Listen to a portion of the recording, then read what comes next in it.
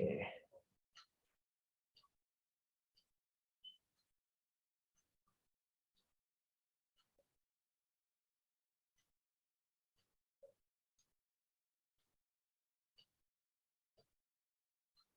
Richard, do you have the background with you, Richard? I got that. I got that. Thanks. Got I it? just Yeah, thank you. Thank you. Yeah.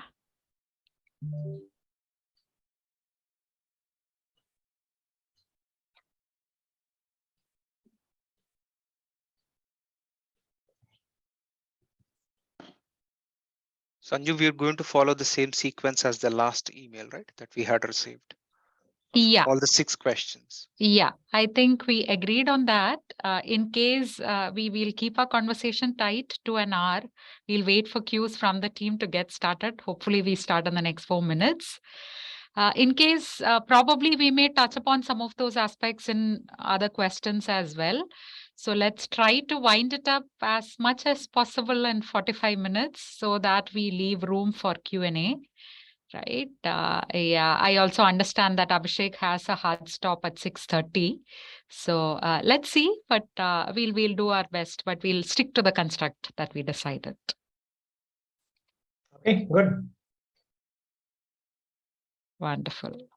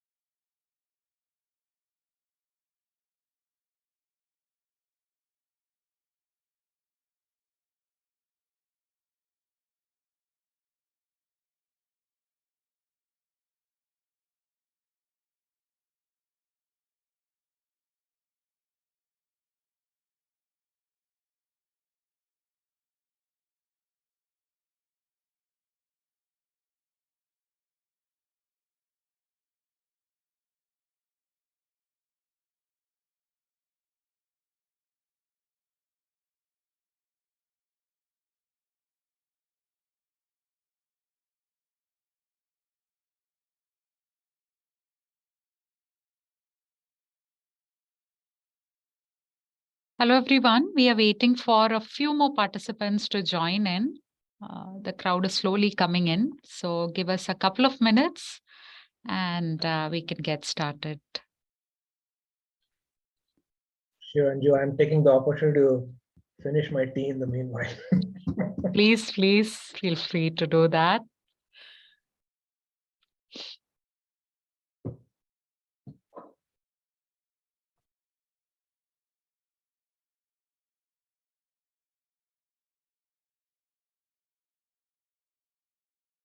I guess we can get started, team. We've all been waiting for a long time. Thank you, everyone who joined in early. It means a lot to us. So a very good evening to all of you. On behalf of Avtar, I'm very delighted to welcome you all to yet another engaging and insightful session. My name is Harini and I'll be your host for this evening. So before we begin, here are a couple of hygiene checks for a seamless virtual experience.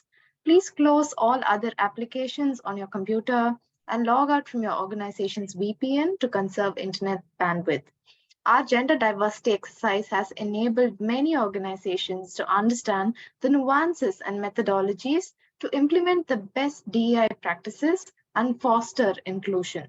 As a pioneer in DEI solutions, Avtar has been working with organizations to gauge the experience of equity and inclusion amongst their diverse employee base.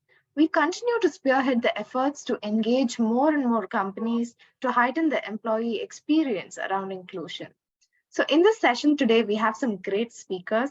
Firstly, we have Abhishek Mishra, Head of Human Resources, Rockwell Automation. Abhishek Mishra has been associated with Rockwell Automation for over 5+ years, where he's responsible for driving people plans for all businesses and functions of Rockwell Automation in India, focusing on engaging and developing talent in line with business imperatives and market dynamics. Abhishek has more than 19 years of experience across HR generalist and COEs and business roles in areas of talent management, change management, leadership development, Lean Sigma in HR, employee relations, workday implementations, mergers and acquisitions across FMCG, BFSI, healthcare, oil and energy, and automation industries. Abhishek joined Rockwell Automation in 2017 November.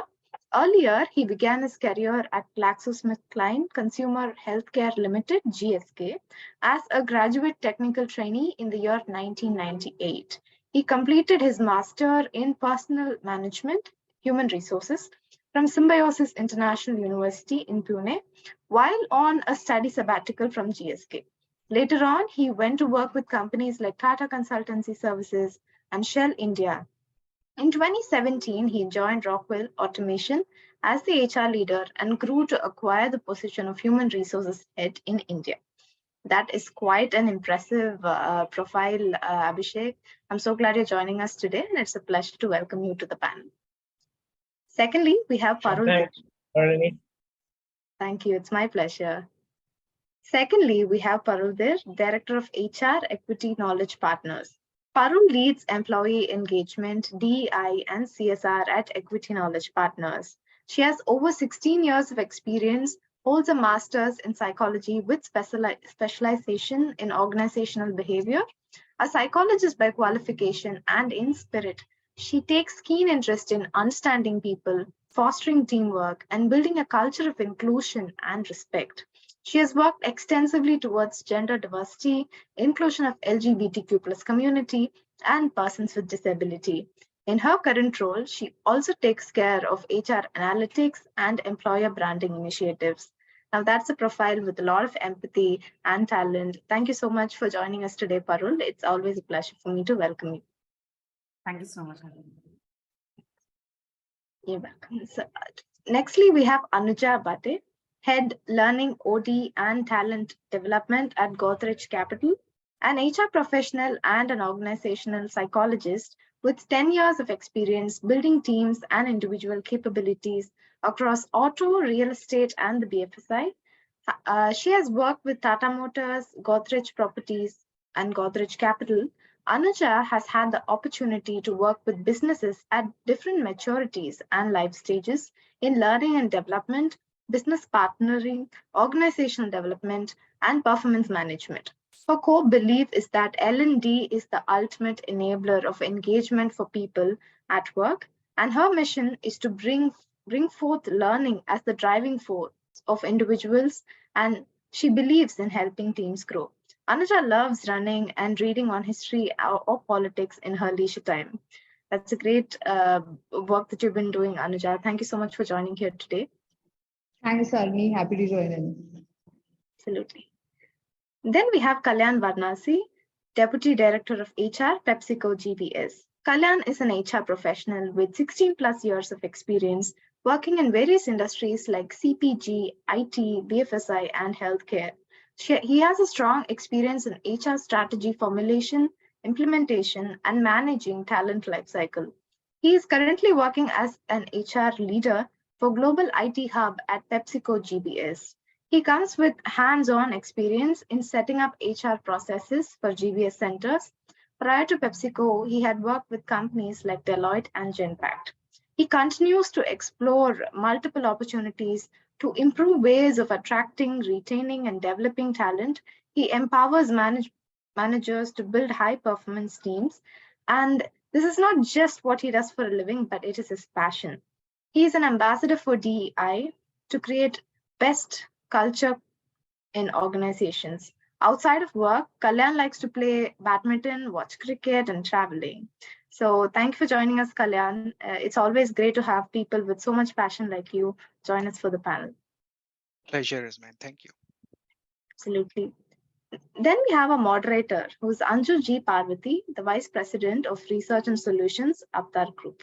Anju G. Parvati, a CBSE national topper, is a computer science engineer from BITS Pilani, one of the premier institutes of technical education in India. Research has always been her passion, and in her career spanning 15 years, she has published several papers on women careers and diversity and inclusion in journals of national and international repute. In 2010, she was chosen to present her research paper at the American Association for Artificial Intelligence, a highly prestigious artificial intelligence conclave in Atlanta, USA. A co-inventor of 2 patents at the USPTO, Anju's tryst with gender analytics started about a decade back when the 3 M's in her life, marriage, maternity, and motherhood, reshaped her approach towards women's careers. As Vice President of Learning and Solutions at Avtar, Anju, a second career woman herself, has played pivotal roles in several workforce-centric studies and has undertaken in-house on-career intentionality of women professionals, and on generational diversity in India, economical centeredness of Indian women, gender inclusion in a VUCA world, to name just a few. Anju leads a team that works across the length and breadth of DEI metrics for companies to produce strategic insights for corporate India. At Avtar, she also drives corporate India's largest diversity analytics exercise, Avtar and Saramount's 100 Best Companies for Women in India study, which completed 7 successful editions in India between 2016 and 2022, and is currently in its 8th edition. Thank you so much for moderating this panel, Anju. I cannot think of a better person for this insightful panel. So a note to the audience, during the session, please feel free to share your questions in the chat window for the panel to answer at the end of the discussion. Over to you, Anju. Thank you. Thank you so much, Harni, for that wonderful context and warm introductions. It's a great evening. We have an astute, gender-balanced panel. I was thrilled to see the kind of speakers that we got to, be part of this panel today, and we look forward to share some very, very insightful insights for our audience today. One of my most favorite quote when it comes to diversity, equity, and inclusion is that of senior DI consultant and enthusiast Verna Mayer. Diversity is being invited to the party. Inclusion is being asked to dance. But every organization has its own music, different frequencies that they tune into. And here we have people leaders from organizations from very diverse sectors. So let's listen to the music that they have to share, their impact stories and all of that. One very important point that Anuja made when we had the little speaker huddle before you all joined was that we need to have fun. So we hope during the course of the next 1 hour, along with learning, along with insights, we also have fun. With that, I break open my first question to all of you. The first question to you is, what have been some of your most impactful gender diversity initiatives? Can you share some impact stories? We can go in any order. Alphabetical is easy to choose. So Abhishek, can I request you to go first? Sure. And that, Anju, reminds me of my school days back, the roll number A always starts first. But that's on a lighter note. I share the same yeah, misery. couple of us I see here, including Anuja, I guess. So yeah, I think thanks for that question. I think a couple of things I would like to share. I think and very importantly, I think as we proceed, and I know that many of the organization, including mine, are doing intentional efforts towards this, and a couple of things which I just want to highlight in terms of the initiatives that we have been doing. One, we kind of started, I would say, a bit late, although, in experimenting with our program called Reestablish, which is more about women who are returning after a career break, and this is something which, while we started late, but I think one of the biggest things which I want to point out was that they were passionate leaders and hiring managers who are actually the torch bearers of this. It's not about putting a program in place, but it's about really finding those passionate people who drive it. And to me, I think the success lies in those passionate individuals who have been really driving it. One other interesting piece which we have been trying to do, and that too, in a world where getting approvals and from a headcount perspective is always a very tight game. Many of us on the panel would agree with that. But what we are trying to do is, our team from talent acquisition, they kind of constantly are on the outlook of diverse or female talent for some of the generic roles, and they kind of keep connecting these talent to some of our leaders for a connect or kind of informal catch up.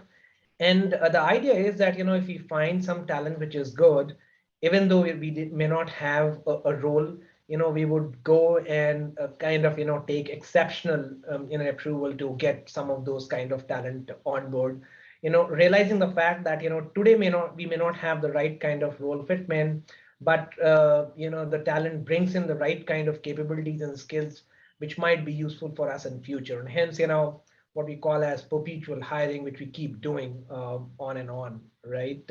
And behind all this, and just at the point of reiterating, are all those, I would say, passionate champions, who are the real soul of driving some of these programs. So that's what I would just like to add to this, and put it over to Thank my other panel members. Sure. Thank you, Abhishek. That was beautiful. Thank you for that candid sharing, putting out the soul of it, right? So thanks for demonstrating that. I come over to you, Anuja, on some of the most impactful initiatives when it comes to gender diversity and your impact stories. Over to you. Right. So, unlike Abhishek, we don't have a major laundry list because we are only a 2-year-old organization. But coming from the Godrej Group, our focus was very clear right from the time we started hiring the first employee. And not coming as a surprise, the first employee, of course, was a lady. We were very clear we're entering a sector where it is not going to be very easy to find talent in roles which are going to be, interacting with the customer on the front line. But we were very focused. I think we got two things right. First, we did an excellent job of creating examples of women in leadership roles. So we have a lot of women in our tech team. I would say about 50% of our tech team is women. Large members of our team on the risk side is our women leaders. Our analytics team has a high proportion of women. So these are conventionally roles where it is difficult to find women leaders within the BFSI sector. So we've been very creative there, and we've gone outside the sector, really convince some of the cream talent in other sectors to come to BFSI and take a punt on a startup like Godrej Capital. So you would say we are taking a punt on you, you also need to take a punt on us. The other thing we did well, we realized that for you to have women leaders, say 3 years, 5 years down the line, you need to have the pipeline ready. So you need to have women in frontline roles like sales or credit underwriters. And hence we did very focused drives exclusively to hire women. And this year, in fact, to hire non-male talents. We moved to non-male talent now, where we include the entire gamut of the LGBTQI community and PWD, and said, these roles we've earmarked and we only want to hire non-male talent. So I think these two things we've been able to do well in the last 2 years. Wonderful, wonderful, Anuja. At Avtar, we have this concept called the diversity, equity, and inclusion maturity curve. And while you spoke, I could see how Godrej Capital, as a new organization, relatively from an organization or a group which has such legacy, is quickly accelerating your movement along the curve. So thank you for that candid sharing. I come over to you, Kalyan, now on some of your initiatives and impact stories when it comes to gender diversity and inclusion. Sure, definitely. Thanks, Anju. And then Abhishek and Anuja, thanks for sharing your views. First of all, before starting, happy International Women's Day in advance. So to all the participants today. And then, so this time it is coinciding with even the Holi festival as well. So have a good time. And so as rightly mentioned by Anuja in the beginning, it's going to be a lot of fun today. So let's talk about, I will take maybe a 30 seconds to just set the context of our organization, why D&I is important. Okay, so let me start with that. At PepsiCo, DE&I, diversity, engagement, and inclusion, is a business imperative. And our products are consumed by diverse groups. And we rely on the diversity of our teams to innovate and build our brands. And if you look at our brands, brands are consumed across various diverse groups. And that's why we drive an inclusive environment to ensure our associates can perform at their best. And we lead with equity by providing the tools and resources needed to build strong teams and deliver strong business results. D&I will continue to be a key focus area for us. And then the ultimate objective of our organization is to focus on equity and genuinely inclusive, not just by saying we are D&I organization, we have a lot of focus, but we need to have that authenticity, right? So that's with that, let me now dwell a little bit into what we do. If you look at our overall values and behaviors of the organization, and we have one of the behaviors which really stands out, raise the bar on talent and diversity. So this is one of our core behaviors. So this is as part of the objectives that goes to every single employee in our organization. So, and it is deeply embedded into our culture. So that's why it is very important, and we do focus on that a lot. And while we say that, so now all of this, when we talk about diversity, engagement, and inclusion, it should start from the beginning. A beginning of any organization is starting from, say, hiring, right? So we do focus a lot in terms of the hiring and then making sure that our, say, as an example, our job descriptions are gender neutral, right? So that's the start point. And at the same time, so do we have diverse groups as part of the panel? When we talk about interviews, do we have equal representation to make sure that we do the right kind of decision making? And while we do this, what is important is even unconscious bias, right? So when you try to hire, so some of the studies show that, so if I'm a male, I always try to find out a resource similar to me. So that's a general tendency. So to actually break these barriers, it's important to make sure that our hiring managers are very well trained in terms of gender diversity and sensitized with unconscious bias training. This is one thing that we strongly do it, and we do expect all hiring managers and interviewer panelists do this training once a year as a refresher. And in addition to that, actually, we have created a 1 minute interesting video that talks about the unconscious bias and how to make the best efforts to hire the right people, right? So we have this video embedded into every single invite that we send out to the interviewers, so they can refer to it before doing interviews, right? That really helps us. And apart from this, so men and women are hired at a comparable rate, paid evenly, and given the same kind of working opportunities. And for that, we make sure that not just about the hiring, but also the overall hiring process is very well streamlined to make sure that the funnel of the profiles, is equal, so that there is an equal opportunity. So for every single individual going through the process, at the end of the day, whoever is the right fit will get selected. But it's important to make sure that everyone gets an equal opportunity to go through the interview process. Excellent. That's one thing that I can talk about. Yeah, there are a few more, but yeah, we can continue with our discussion. Sure. Thank you so much, Kalyan. I think very operational, very implementational tips. I loved the video part. I think in this day and age of bite-sized information, that's a great idea to refresh our minds on why DEI is important. I come over to you, Parul, now on your the best practices in your organization, the most impactful initiatives when it comes to gender diversity and inclusion. Over to you. Thanks, Anju. I think for us at Acuity, it was very important to create a culture, culture which calls out for inclusion itself. And for us, that culture building initiative has been our employee resource group, because that has been instrumental in building a platform to bring women together. They network, they talk, build a unified voice, and curate programs and policies and initiatives with that unified voice that are more women friendly and addresses issues that specifically are very specific to women and that women face at the workplace. So our women ERG is called WIN, it's Women's Initiatives Network. And I'll just call out some of the programs that, that this network has done, or, the issues that they have picked up and how they have gone about solving that issue. So one of the programs is Rise Group Mentorship Program, and this was done to specially bridge the mentoring gap of mid-level women, giving them access to the knowledge and experience of senior leaders in the organization. So that's one. The other program that we are working on currently basically addresses the anchoring issues and how to reduce dropout of women on maternity break, and basically ensuring a smooth transition for women employees while they go on a maternity break and while they come back. There was also, there's also a program, which is the Acuity's Women Returnee Program. It's called Step Up. And we've also been acknowledged as the top 5 women returnee programs in India. And so this is basically, giving an opportunity to women who are on a career break. And the career break is not like it's only 2 years kind of career break. We have also taken people who had like 12 years of career break.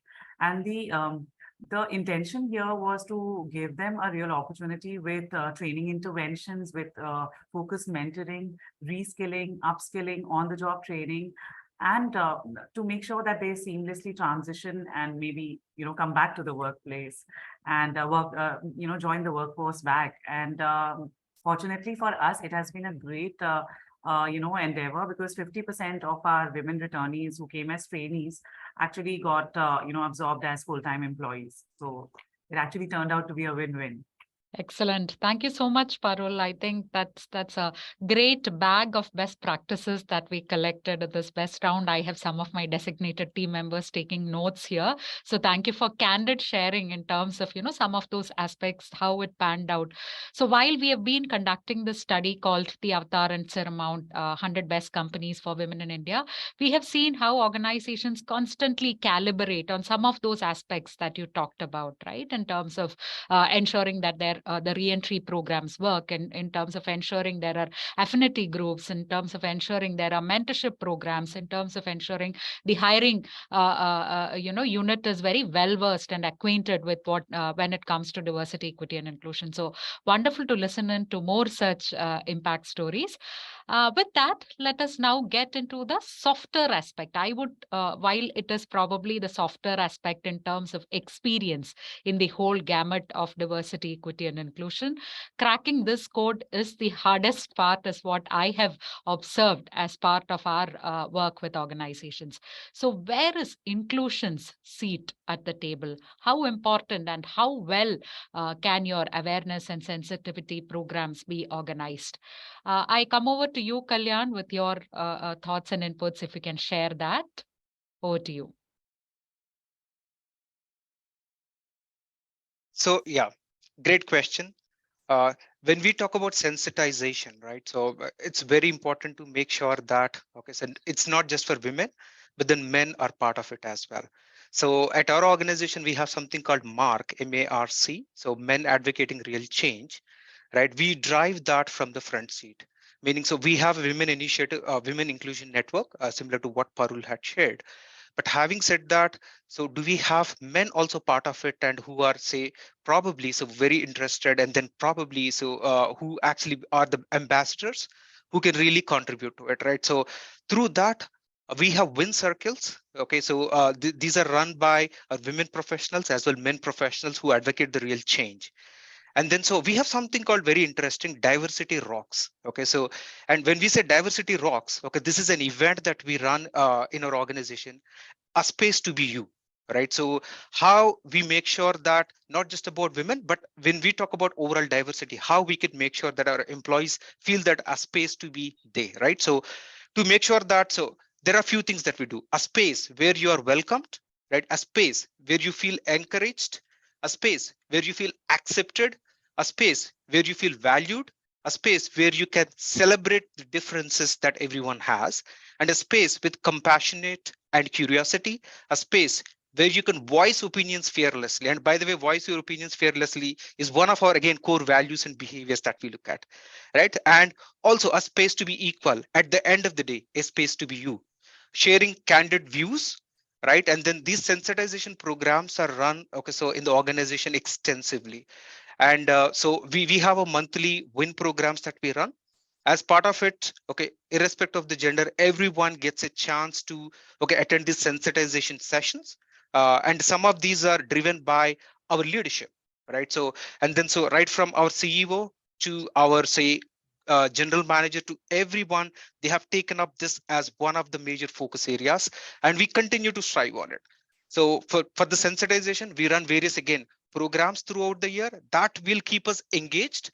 And at the same time, we create that awareness, and we're not just missing that. Okay, so we've done the women's initiative and engagement program as part of the International Women's Day and forgotten. It's not like that. It should continue throughout the year. And that's how we designed our oral calendarized programs that we run throughout the year. That really helps us in terms of keep going. Okay, so with our parity. And then I can proudly say that our gender diversity is best in class in the industry. And also we did receive a lot of external accolades for that. That's brilliant, Kalyan. In fact, the visual imagery that came to my mind when you were describing where inclusion stands is that of this queen sitting right at the middle of the table, right? In correlation to the question I asked you. So thank you so much. Abhishek, can I request you to go next in terms of where inclusion stands, or rather sits at the table, and what are some of your initiatives towards culture building? Over to you, Abhishek. Yeah, and I think, and I would agree, what Kalyan mentioned. I think, I think we are on a journey right now as a society, in terms of, I think, giving that center stage, or what you describe, maybe, the queen sitting on the center. We are towards that journey. I don't think we are as a society yet there. But, couple of things which I would like to kind of, state what we do, in, say, Rockwell. I think one of the biggest things is, their approach that we follow is about, three things. One, is about creating visibility, right? In terms of, enterprise-wide awareness and understanding of, what are the key opportunity areas if we have to really build a very inclusive kind of culture. Now, one is that, and apart from creating, that awareness and visibility, the second approach is about building capability, which means, providing resources, training, enabling leaders and managers to, effectively address some of those, opportunities where we can be more inclusive as an organization. And the third aspect of the approach is about accountability, holding each one of ourselves, accountable for the actions that we take in terms of creating that inclusive culture, in the organization. So, in a very nutshell, that is how I would try to, really sum up as to a three-pronged approach in really bringing inclusion to center stage, towards, a journey towards that, I would say, yet not there. Wonderful. Thank you for sharing that, Abhishek. Hold on to that thought on accountability. We'll soon come back to that aspect because we want to dig deeper there. I come over to you now, Parul, on, where does inclusion stand at your organization? What are some of your initiatives? Over to you, Parul. Thanks, Anju. So for us, I think we have been in this journey for quite some time, and our CEO is the biggest champion, and that gives inclusion a center stage, honestly, wherein I think while our gender diversity in the BFSI sector, I would say, is quite good. We are at 36.5%. We are going to be very close to, we should touch 37% very soon. But still, our CEO is not happy. He is of the opinion in the next 2 years we should look at a 50% kind of a balance. And I think that is very heartening, and that is very encouraging for an HR team and inclusion enthusiasts like us. So inclusion training and awareness, I think it's extremely important, towards building that inclusive culture. The nuances of inclusive communication, inclusive behaviors is extremely important for people managers who are, kind of the culture carriers. And also, they are the sole responsible for building cohesive teams. So I think that people managers and people who are, the people managers really, I feel that, the trainings on inclusion and how to build diverse teams is very, very relevant for people managers. Also, we are a research firm, so research always helps. So we try to tell them that how diverse teams, how research shows that, diverse teams are more cohesive, they are more innovative and more productive at the end of the day. And it, the diverse ideas, as diverse it gets, it brings, more ideas on the table. And yeah, overall, it's more fun, right? Also, we have this very interesting, I don't want to talk about the whole training sessions and everything, but in the training sessions that we have for inclusion, we do a visualization for our participants where we try to tell them about how does it feel to be excluded. And, that kind of, brings a personal buy-in, because the person, understands that, okay, this definitely should not happen. So what can I do so that everyone feels included and respected? So that's just something that I wanted to share. Wonderful, Parul. I think right from leadership commitment and the top leader being a great ally to what you just spoke about, that aspect, very, very inspiring. Thank you so much for sharing that.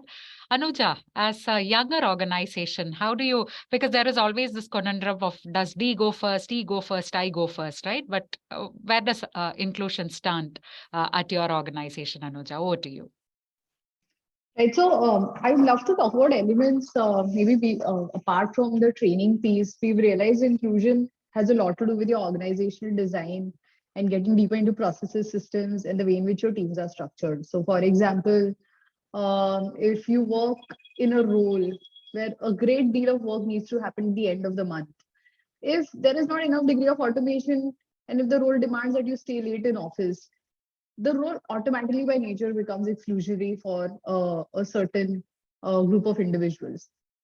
So how do we remove that from the way in which we are doing business and processes such that it becomes a role and a way of doing business which can be done from anytime, anywhere? So we focused on design elements which sort of eliminate these variables which are very exclusionary by nature, right? They need to be in a certain place at a certain time.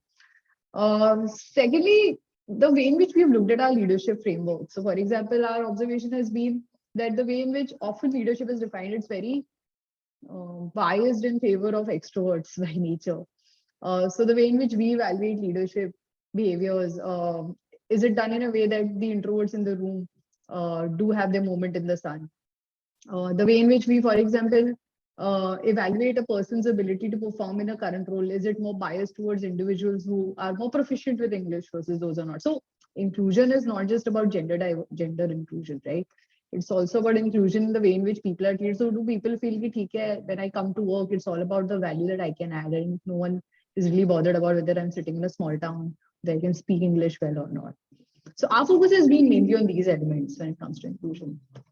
Lovely. That's wonderful. You drew our attention to a very different dimension of processes, systems, and sometimes inequities can also be systemic. So course correction right up front is a great way to deal with it. Thank you so much, Anuja, for sharing that.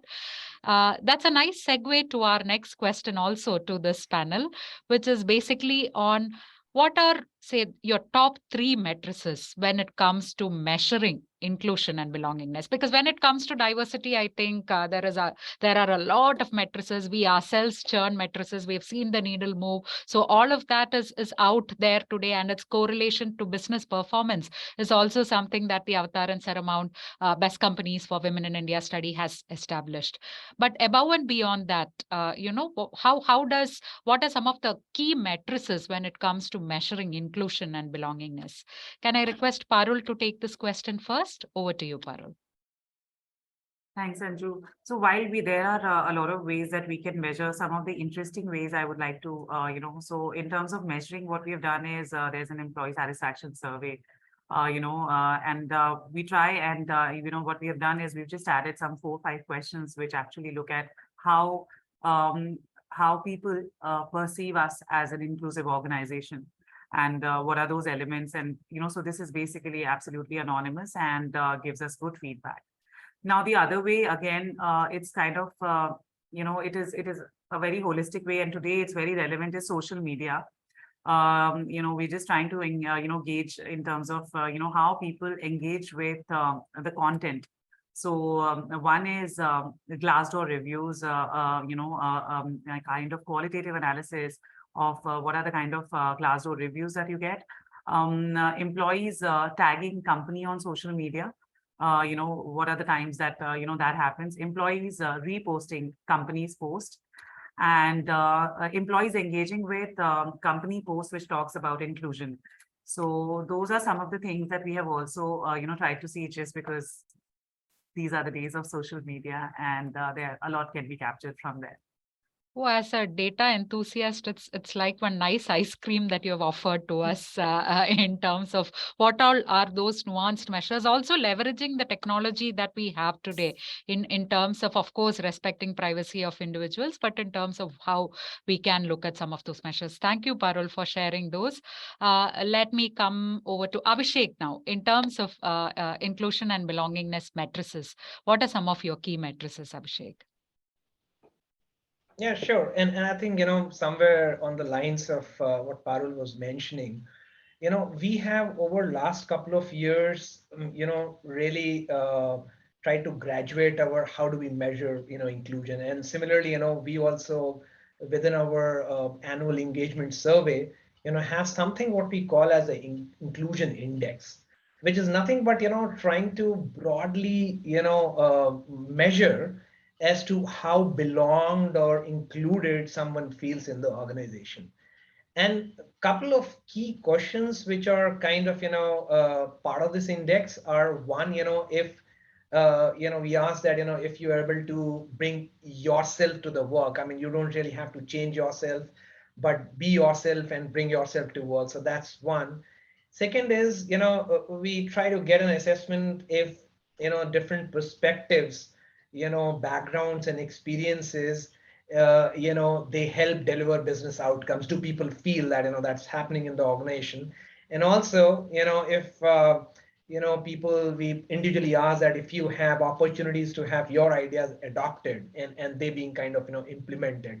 So we have tried to kind of, combine this measures, engagement measures around this into what we call as inclusion index, and which kind of, remains I would say a good measure, of inclusion, which otherwise, I agree, is not so easy thing to measure.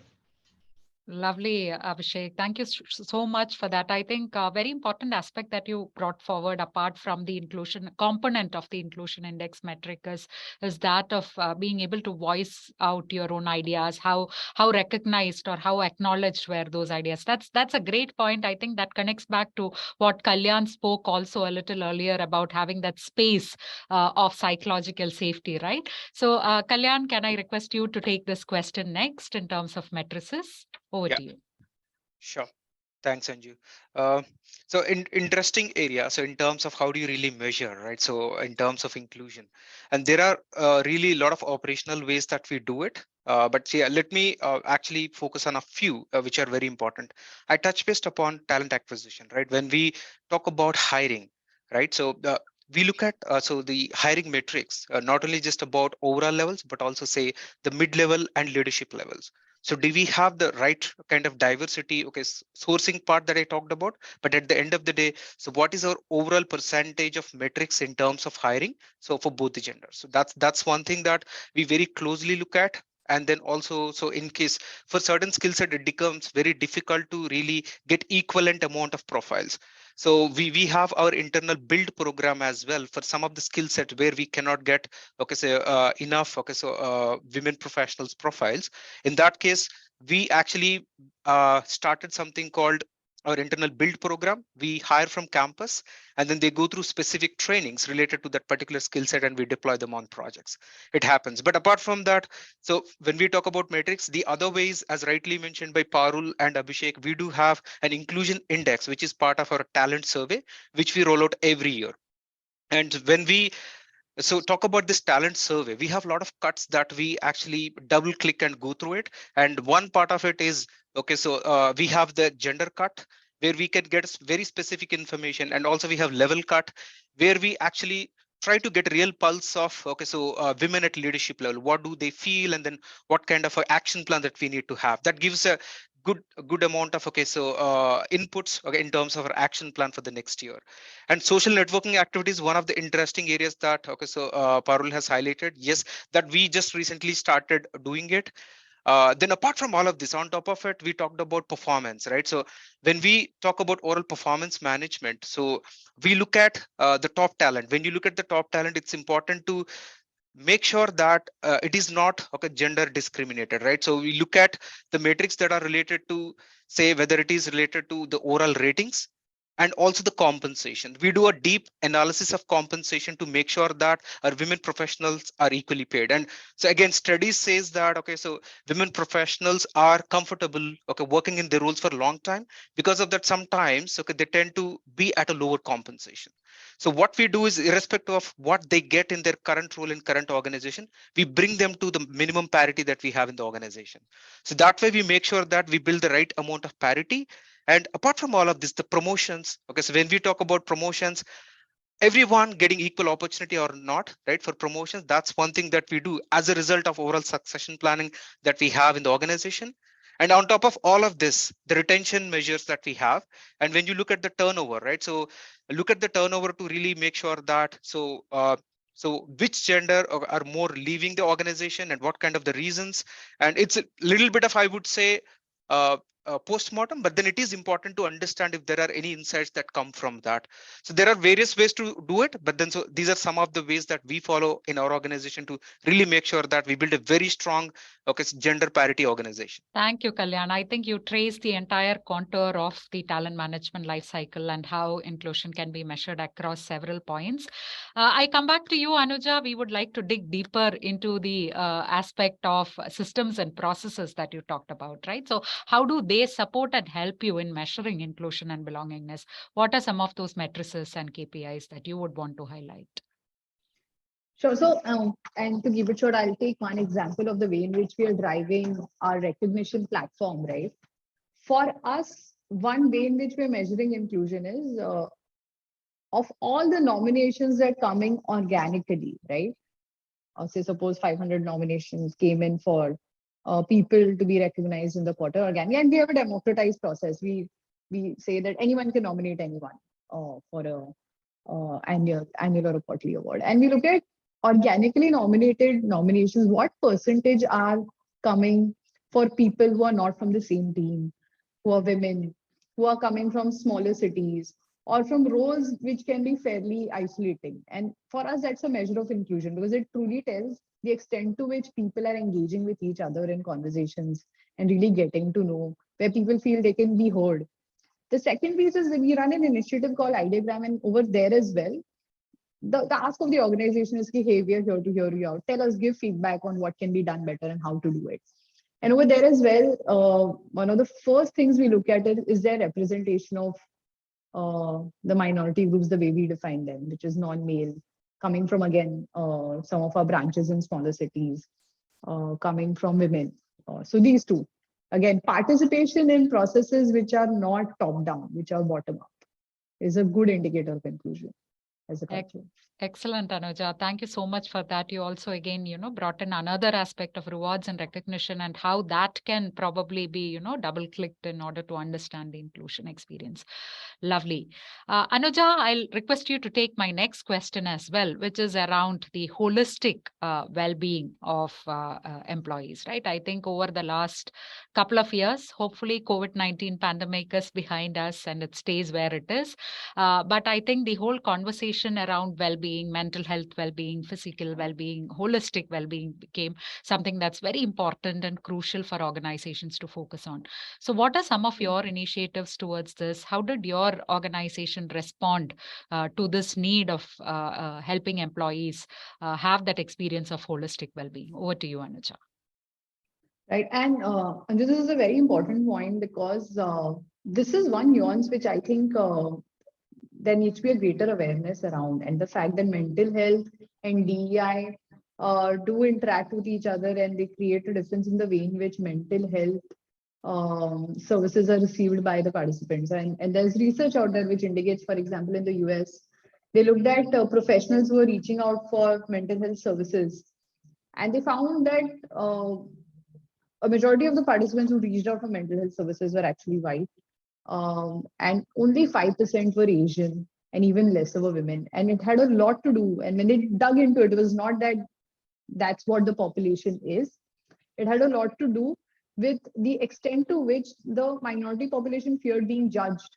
They feared prejudice, and the extent to which they felt that maybe the person on the other line will not understand me. So coming back to the organizational context, the way in which it's simply not enough that we put a policy in place, we put a training in place. When a person actually starts experiencing your well-being policies, or when they start experiencing a counseling service that you've extended, are they truly feeling that it's a safe place? So for example, what we've started to do is we've tied up with a counseling service which gives women the option of seeking out for a mental health professional who is a woman, so that maybe they feel a little bit more comfortable speaking to them, so on and so forth. And same for men as well. So the key, I would say the negotiating variable between DEI and mental health is the ability of the recipient of these mental health services to feel that, is this going to be uniquely, how do you say, adjusted to my experience? Beautiful. I think that's a nice way of showing us that balance and how that pans out. Thank you, Anuja, for sharing that. Kalyan, I come over to you with your thoughts around and your practices around ensuring holistic well-being of employees. Over to you, Kalyan. Sure. And Anuja has beautifully touched upon this particular question. Yeah. So as you all know, the pandemic had hit us very, very hard in 2020. And after that, let me tell you, our personal and professional lives are very blurred. So, and especially for women professionals, making sure that, okay, so personal and professional lives are balanced well. So it has become a big challenge. And also a lot of times, so what I keep hearing, right? So what I kept hearing during the pandemic days, and few women professionals are really not getting it time to take a break and really focus on their mental well-being, right? So as a result of it, right? So from an organization side, we said that your first priority is physical and mental well-being. So to focus on that, okay, there are a lot of ways that, okay, so we have implemented different kinds of benefit offerings, okay, so to our women professionals. One is a flexible work arrangement. When I talk about flexible arrangements, a lot of times what happens is, so the women with small children, they need to pay a lot of attention, right? So although there is crush facility and all of that, still it is important. So we've given them flexibility to log out at 4:30 p.m. and we have special cabs arranged so that they can go back and spend some time with the family, and then so if required they can log in sometime in the evenings. So that really one thing that helped. And so we actually extended maternity leave, so paid extended maternity leave. That's one thing that we've implemented as an overall offering.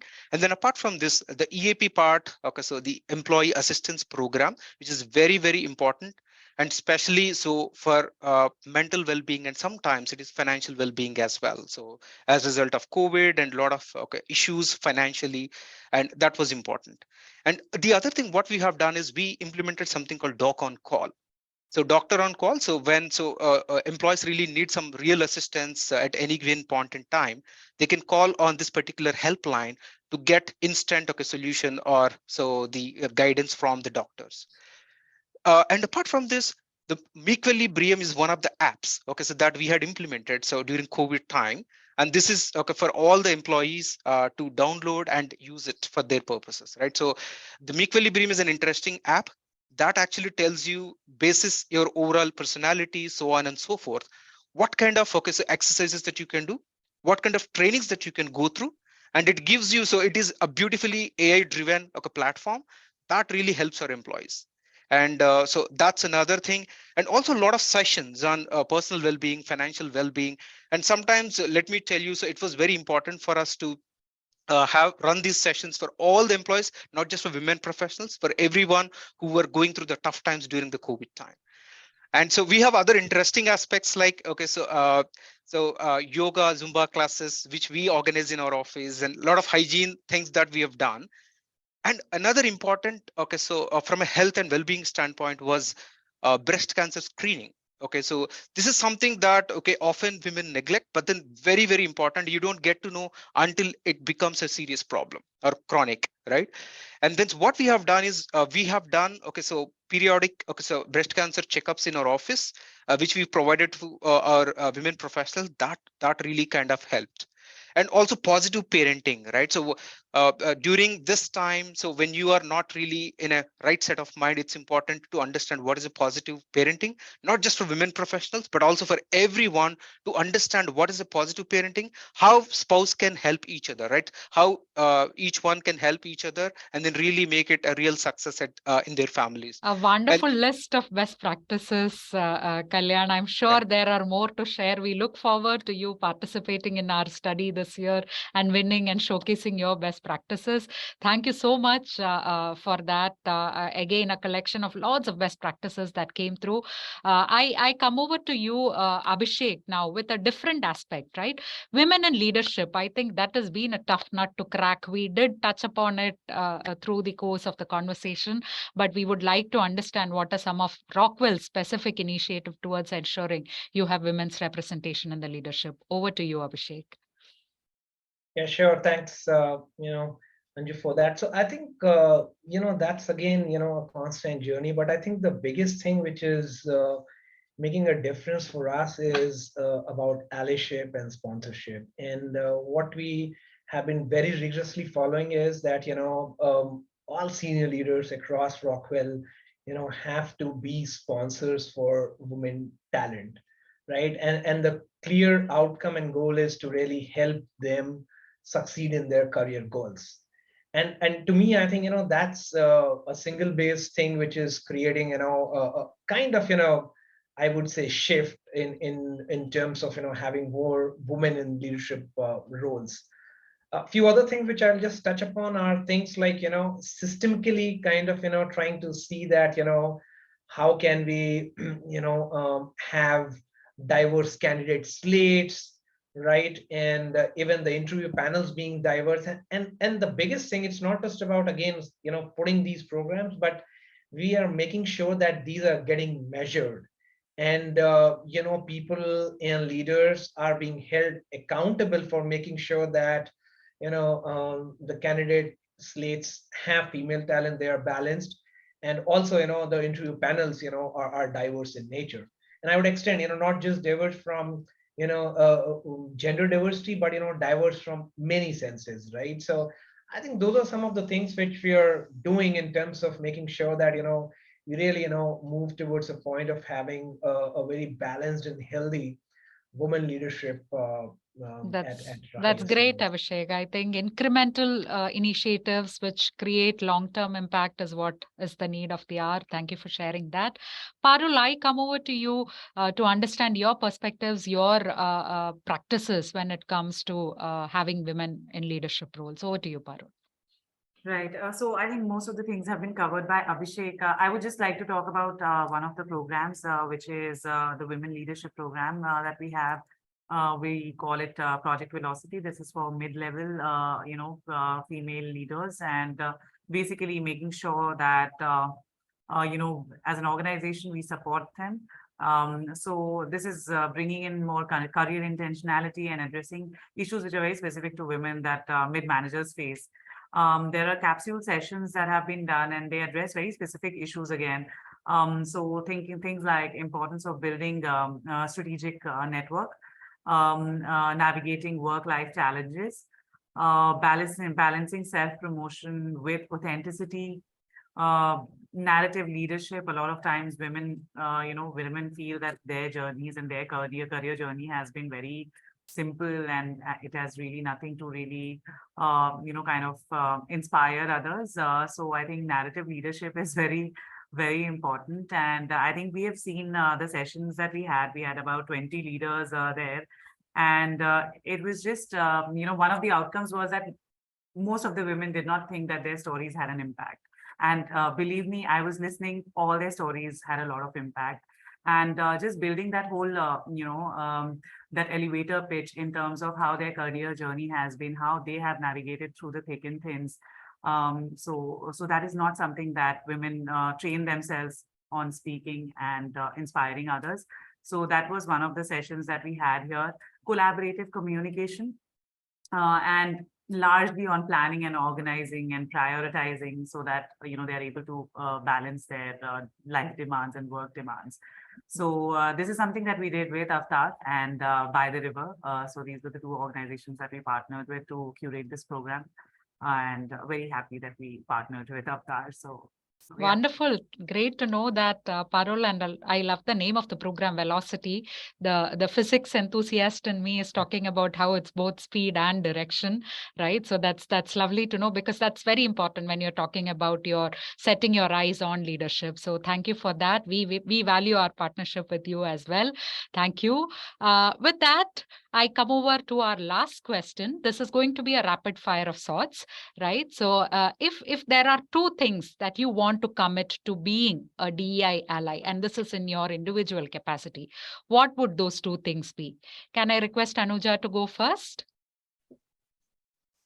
I would commit to ensuring the way in which we are building the company through our systems, processes, as well as roles. Any exclusionary variables are eliminated to the best possible extent. That's one thing. Second, with respect to the LGBTQI community as well as women, how do we do more? And in fact, I was just thinking about how Parul's touched upon it very beautifully. How do we do more to actually bring out their success stories a little bit more within the organization as well? Because like I told you, right, the challenge we're facing in the organization sometimes is this doubt, will this person be productive in this role? And we always go back to the way in which we look at law, right?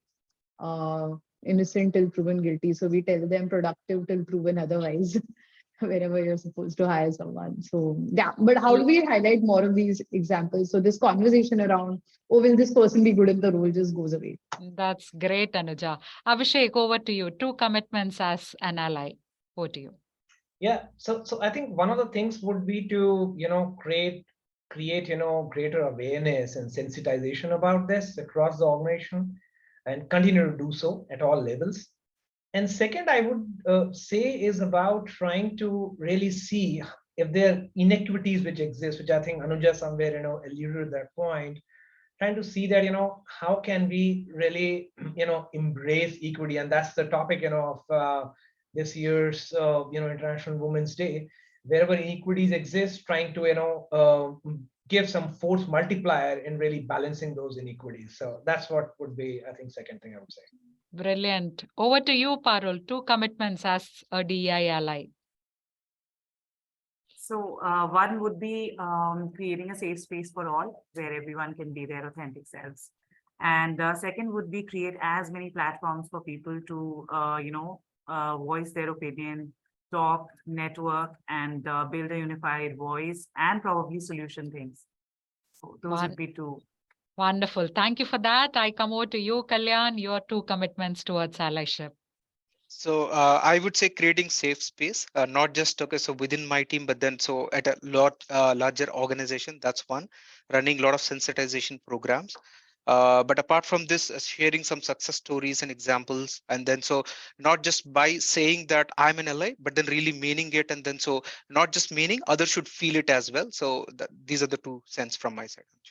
Thank you. Thank you so much, Kalyan, Anuja, Parul, and Abhishek. We have some exciting questions for all of you in the chat window. I would request, I think, Abhishek, you mentioned you had a hard stop at 6:30. So can I request you to take one question before you leave, which is about your re-establishment program, right? So Parun asks, do you also give opportunity to the candidates to be trained? There is a high possibility that if there is a plan to hire candidates who are on breaks, they may not have the chance to upgrade their skills. What is your take on this, Abhishek? No, absolutely. I think, a very, I would say valid question. And the answer is yes. We do kind of, have programs, and there are, specific, I would say, bouquet of programs that we run as part of our seed, that's the kind of, name we have given to it, which is focused, specifically on bringing and building those capabilities, for our returning, women talent. And yeah, so that continues to be an area we are evolving. We keep kind of sense checking and taking feedback as to what's working, what more needs to be done, and hence have kept constantly evolving that seed program. Thank you so much, Abhishek. I think that's a nice way to calibrate the program and optimize impact. Thank you for joining us today. Thanks everyone, and pardon me, but I'll have to jump off for some other discussion, but it was great having me here. And thanks a lot, and wish everyone all the best. Bye-bye. Thank you, Abhishek. It was a pleasure hosting you. Our next question, and any of you can take it. Our next question that we have from Lakshmi is that how do you diversify our source for job search when it comes to diverse candidates? How do we get to those diverse slates? Who would want to take a stab at it? Kalyan, Anuja, Parul? Yeah, I can share basis what we've done, Lakshmi. So conventionally, if you're looking to hire candidates from a diverse pool, you need to really start engaging with groups, not necessarily with the intent of seeking to hire them. So start engaging with them to talk to them about their brand. Social media is an excellent way to build a talent pool and potentially build the kind of connections you want, say, assuming this will be a future talent pool.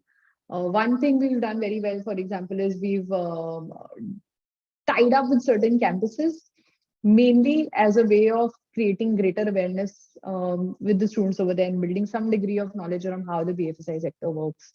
That is potentially a talent pool for us. And hopefully maybe a year or two down the line, some of those would be people we'll hire.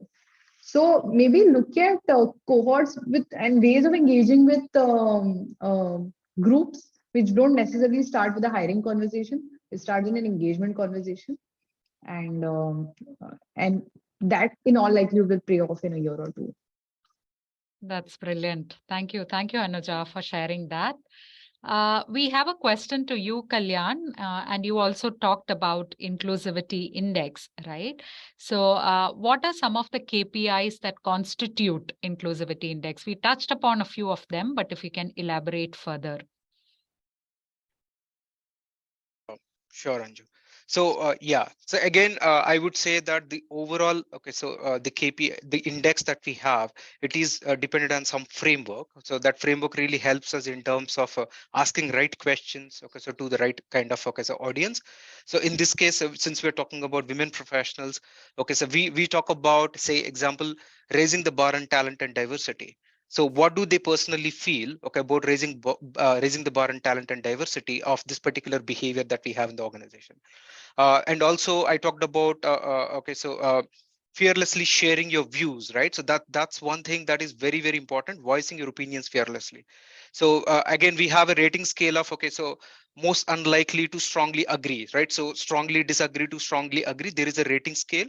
Basis that rating scale, so that we have certain questions that are designed in a way that we get an answer for that, right? So so on the fair treatment, and so probably say integrating so different differences that we have in the organization, right? And the trust part of it, belongingness part of it, right?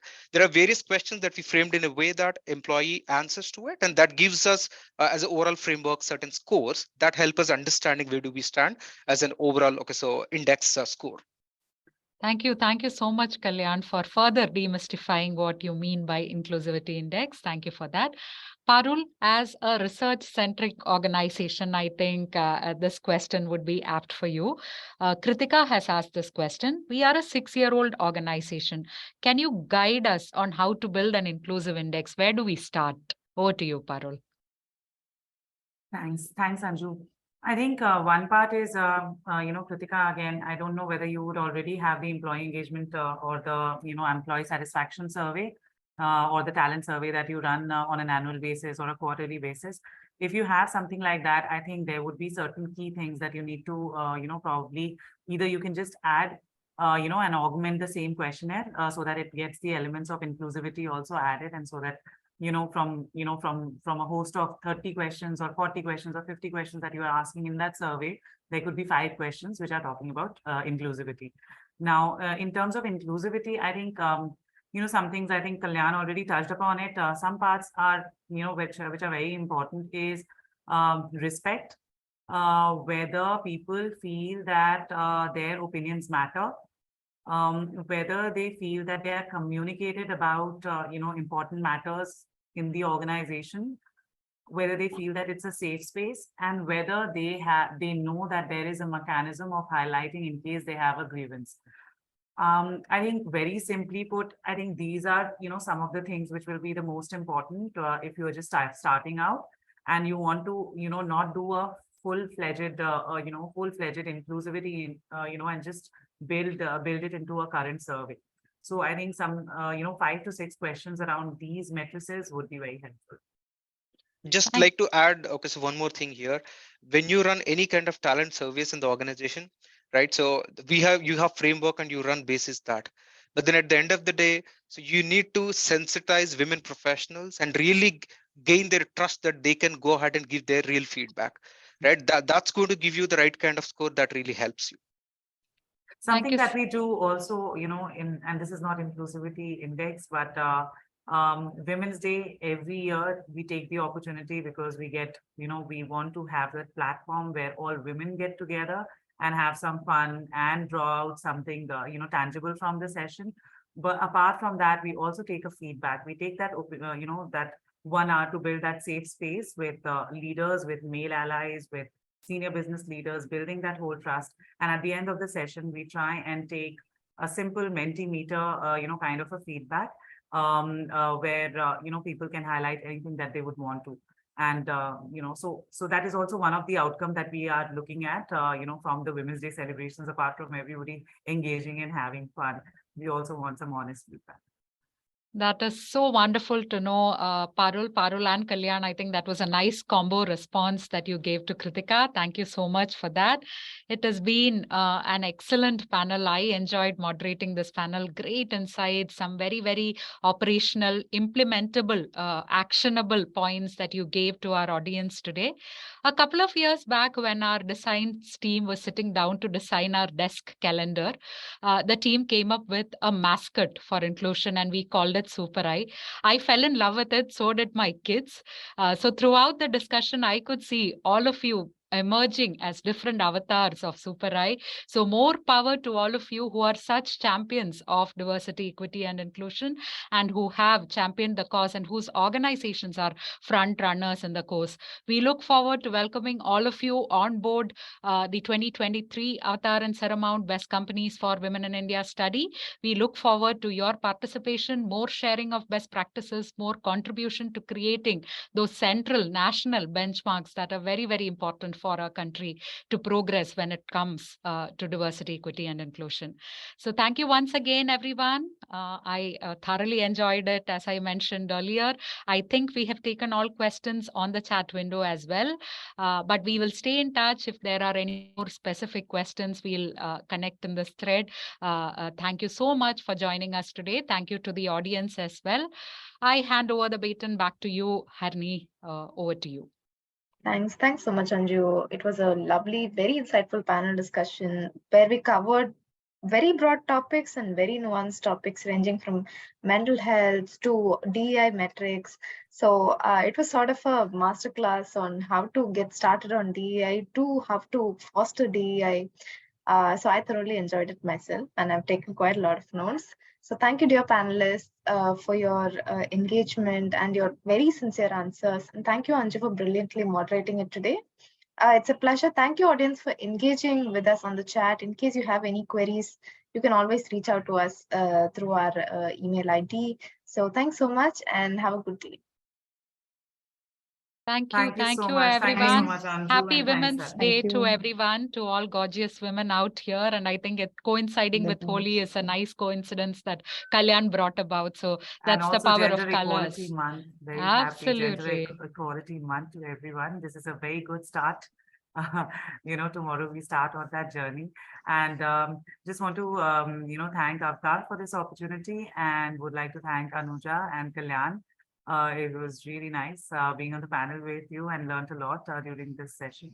Thanks, Anu. Right Thanks, back at Anu. you, Farooq, Kalyan, Thanks and a lot. thank you, Thanks. Anju, for bringing us together. Harini, thank you for the opportunity. Wonderful. Thank you, everyone. We hope to stay in touch. Thank you. Best Most wishes. Have a certainly. great evening. Thank you. Bye-bye. All right, bye. Bye-bye.